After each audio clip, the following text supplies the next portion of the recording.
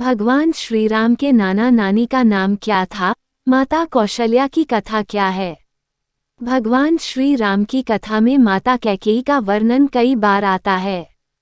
सभी जानते हैं कि वह केकया देश के राजा अश्वपति और शुभलक्षणा की कन्या थी। ये वर्णन भी मिलता है कि राजा अश्वपति घोड़ों के देवता थे, लेकिन माता कौशल्या के माता पिता यानी भगवान श्री राम के ननिहाल के बारे में कुछ खास वर्णन नहीं मिलता, जबकि माता कौशल्या अदिति अवतार मानी जाती है। माता कौशल्या को मातृत्व की जीवंत प्रतिमा और दया, माया, ममता की मंदाकिनी तथा तप, त्याग एवं बलिदान की प्रतिमूर्ति कहा जाता है। आइए जानते हैं माता कौशल्या के माता पिता भगवान श्री राम के नाना नानी कौन थे।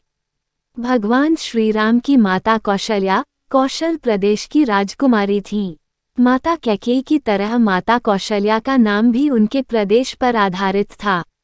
उनके पिता का नाम सुकौशल और माता का नाम अमृतप्रभा था। कौशल प्रदेश कहाँ स्थित है? इतिहासकारों एवं विद्वानों ने अलग अलग वर्णन किया है। कुछ लोग इसे वर्तमान छत्तीसगढ़ मानते हैं तो कुछ इतिहासकार उत्तर प्रदेश के गोरखपुर का क्षेत्र।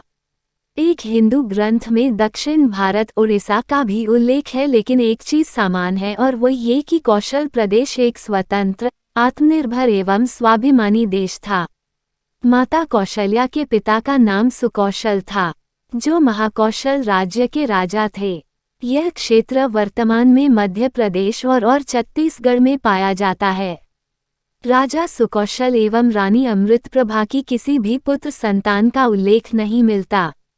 यही कारण है कि महाकौशल की पूरी प्रजा माता कौशल्या को बहन और भगवान श्री राम को अपना भांजा मानती है। यही कारण है कि आज भी महाकौशल क्षेत्र में मामा अपने भांजे के पैर छूते हैं, उनका पूजन करते हैं। राजकुमारी कौशल्या के विवाह योग्य होने पर वर की तलाश में चारों दिशाओं में दूत भेजे गए। उसी समय अयोध्या के राजा दशरथ ने साम्राज्य विस्तार अभियान के तहत कुश स्थल के राजा सुकौशल को मैत्री या युद्ध का संदेश भेजा। राजा सुकौशल को भ्रम हो गया कि अयोध्या के राजा दशरथ उनके राज्य को अपने अधीन करना चाहते हैं। स्वाभिमानी एवं स्वतंत्रता प्रिय होने के कारण उन्होंने युद्ध का विकल्प चुना। दोनों के बीच घोर युद्ध हुआ।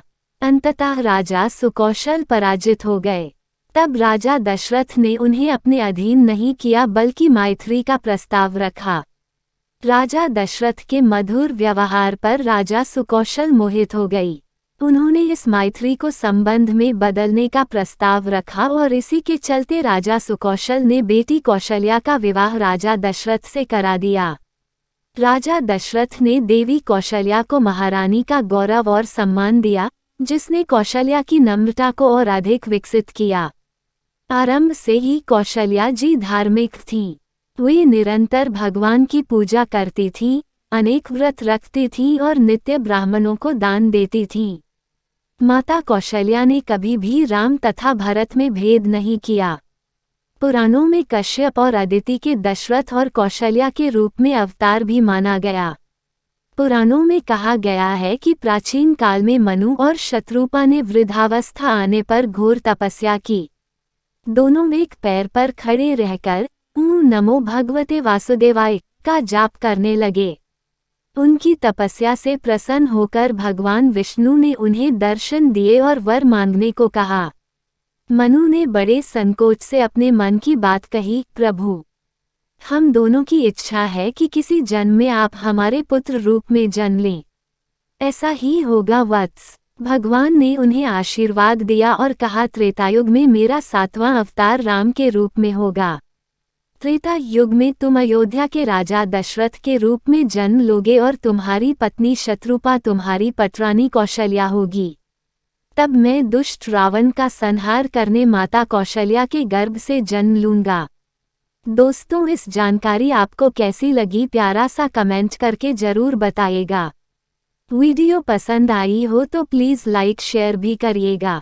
और अगर अभी तक आपने हमारे चैनल को सब्सक्राइब नहीं किया है तो प्लीज़ दोस्तों, आपसे रिक्वेस्ट है हमारे चैनल को सब्सक्राइब जरूर कर लीजिएगा। हमारा साथ देने के लिए आप सभी का दिल से धन्यवाद।